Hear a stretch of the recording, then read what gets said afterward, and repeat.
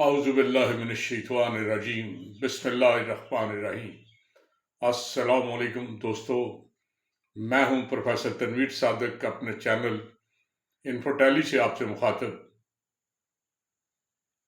چند سال پہلے کی بات ہے، سندھ میں ڈاکوؤں نے ہڑتال کر دی، سڑکیں بند کر دی۔ وہ جس علاقے میں تھے وہاں ٹریفک بند کر دی، دکانیں بند کرا دی، ہلا گلا کیا۔ ان کی شکایت بڑی سمپل تھی، کہتی ہیں ڈاکہ ہم مارتے ہیں۔ ڈاکہ مارنے کے لیے بڑا حوصلہ چاہیے، بڑا پنجابی میں یہ جگرا چاہیے، اور آپ کودتے ہیں وہاں جس کے گھر ڈاکہ ڈالنے جا رہے ہیں اس کی گولی کا نشانہ بن سکتے ہیں بھائی پولیس۔ لیکن پولیس کا شاید انہیں ڈر نہیں تھا، ان کو تو پرابلم یہ تھا، وہ کہتے ہیں کہ پولیس والے اتنا زیادہ حصہ مانگ لیتے ہیں کہ ہمارے حصے کچھ نہیں آتے، ہم جو جان سے کھیلتے ہیں ہمارا جائز حق ہے، 50% تو ہمیں دے، پولیس والے سارا لے جاتے ہیں۔ اب ہم کیا کریں، ہم تو بے روزگار ہو گئے۔ بڑی عجیب صورتحال تھی، پوری حکومت بھی خاموش تھی۔ ڈاکوؤں کو پولیس والوں نے منایا اور کسی طرح انہیں گھر بھیجا، سیٹل ہو گیا۔ تو میں ایک دن بیٹھا تھا، ایک صوبائی وزیر مل گئے، میں نے انہیں کہا بھائی آپ کے علاقے پہ یہ جو کچھ ہو رہا ہے کچھ تشویش کا باعث ہے، یہ کیا کہ ڈاکو کہے کہ ہم ہڑتال کر رہے ہیں، پولیس سب کھا جاتے ہیں، آپ ڈاکو کنٹرول نہیں کرتے یا پولیس کنٹرول نہیں کرتے؟ ہنستا رہا چپ۔ اور میں نے کہا جواب تو دو چار دفعہ میں نے کہا، تو میرے پاس آ کے قریب کہتا ہے جب دو ہم پیشہ لوگ آپس میں کچھ سیٹل کر رہے ہوتے ہیں چیزیں، تو شریف آدمی کا کام ہوتا ہے اپنی عزت بچائے، وہ خامخواہ اس میں کود کے اپنی عزت کو کیوں داؤ پہ لگائے؟ اس لیے ہماری حکومت بڑی محتاط ہے، وہ ان کے معاملے میں نہیں آتی۔ بڑی اچھی بات ہے، مجھے یہ بات سمجھ آ گئی کہ وہ جو ڈاکو دونوں ہی مقابلے پہ تھے، تو میں اب پولیس کو تو نہیں کچھ کہہ سکتا، لیکن ڈاکوؤں کے مقابلے پہ وہ اسی طرح نفع بخش وہ بھی کاروبار کر رہے تھے۔ بہرحال یہ مجھے خبر تب یاد آئی کہ اسلام آباد کے حوالے سے ایک بڑی زبردست خبر آج کل گردش ہے۔ کہتے ہیں ایک بیوروکریٹ، بعض کہتے ہیں ریٹائر ہو گیا، بعض کہتے ہیں نہیں اس وقت سینٹر میں ایک سیکٹری کے طور پہ کام کر رہے ہیں، ان کے گھر میں ڈاکہ پڑ گیا۔ بیچارے ساری زندگی جو کمایا تھا وہ ڈاکو اٹھا کے لے گئے۔ انہیں کہا گیا کیس درج کرائیں، کیس درج نہیں کرایا۔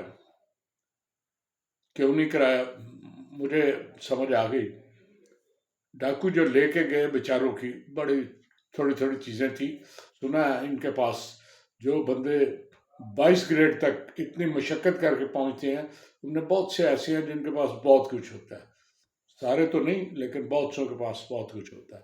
ان بیچاروں کے پاس کوئی اتنا زیادہ نہیں تھا، صرف 10 لاکھ ڈالر تھے، 10 کروڑ ڈالر تھے، 10 کروڑ ڈالر تھے، 15 کروڑ لوکل، 10 کروڑ کے یا 10 کروڑ وہ ڈالر تھے، تو 15 کروڑ لوکل کرنسی تھی، اور تقریباً 100 کلو کے قریب سونا تھا۔ یہ ڈاکو اٹھا کے لے گئے۔ انہیں بہت سے نے مشورہ دیا کہ اس کا کیس درج کرائیں، اس کو رپٹ لکھائیں اسے، انہوں نے کہا نہیں یہ میں نہیں کروں گا۔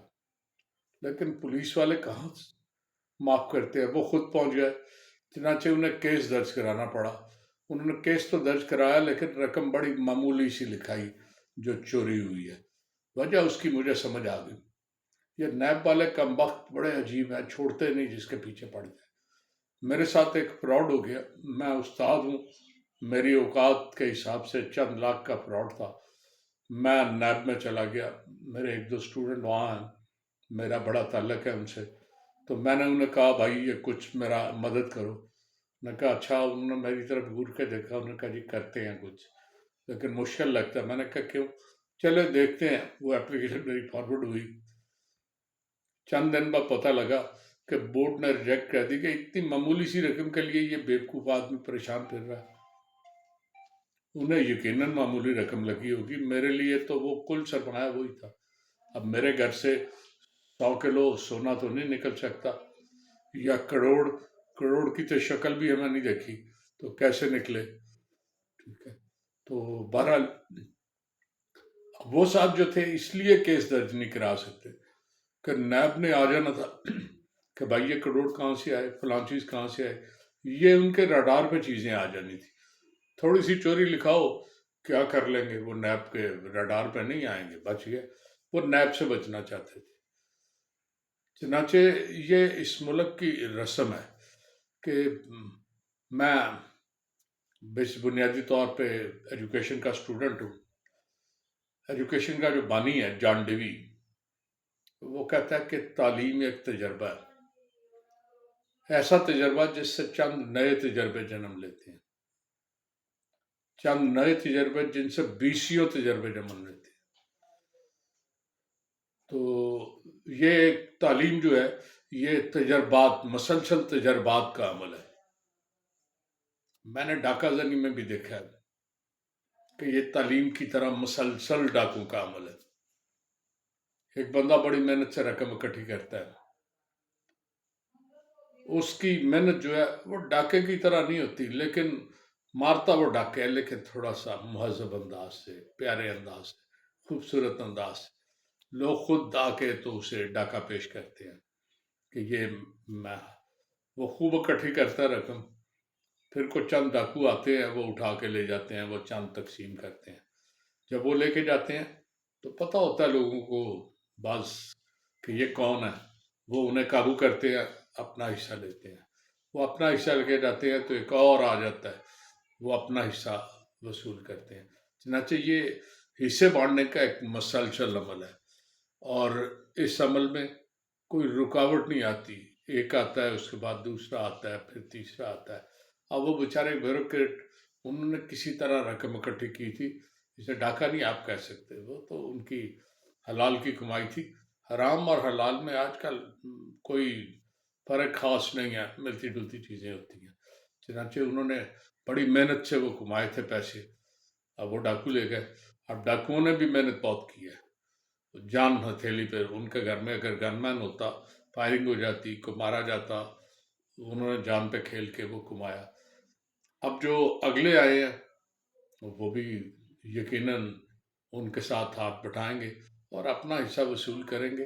تو حصہ تو بقدر جسہ وصول کرنا ہوتا ہے، جو جتنا تگڑا ہوتا ہے اتنا. تو میں نے تو دیکھا ہے نیب وہاں نہیں جاتا. میں بلکہ میری جب میں نے درخواست دے کے آؤں تو مجھے دو باتیں سمجھ آئی. نیب والے نے کہا کہ اتنی معمولی رقم کے لیے ہم یہ، لیکن انہوں نے زبانی کہا، لکھا ہوا بھی مجھے دیا، لیکن ایک جو ان کے چہرے سے نمایاں ہو رہی تھی کہ وہ یہ تھا کہ ہم غیر سیاسی بندوں کے بھی کیسوں میں نہیں آتے. تو میں ٹھہرا غیر سیاسی بندہ جس کا سیاست سے کوئی تعلق نہیں، میں ٹھہرا ایک غریب استاد پیسوں کا بھی. تو میں ہر طرح سے ریجیکٹ کر دیا گیا. لیکن وہ جو سیکٹری صاحب ہیں، مجھے لگتا ہے آج کل قابو آ جائیں گے. بہرحال اللہ تعالیٰ ان کا حامی و ناصر ہو.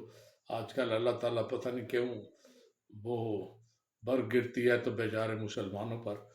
غزہ میں جو کچھ ہو رہا ہے، وہ جو اسرائیل جیسے ڈاکو ہیں وہ بڑے کامیاب نظر آ رہے ہیں. اللہ کرے کوئی چینج آئے تو ہم غریبوں کی بھی سنی جائے. اللہ حافظ.